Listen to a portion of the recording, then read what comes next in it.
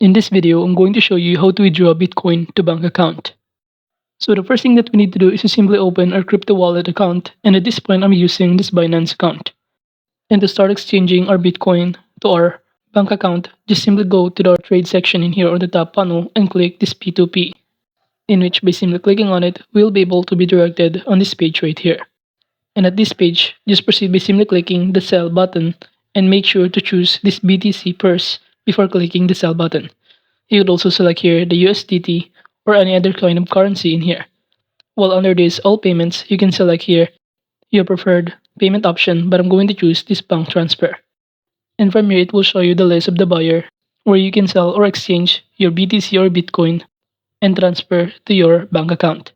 And to do that, kindly click the sell Bitcoin or sell BTC in here, and you will be able to be directed on a page where it will show you that you can simply start transacting the Bitcoin to the client, and in exchange, they will send you the amount of it equivalent in your currency to your bank account.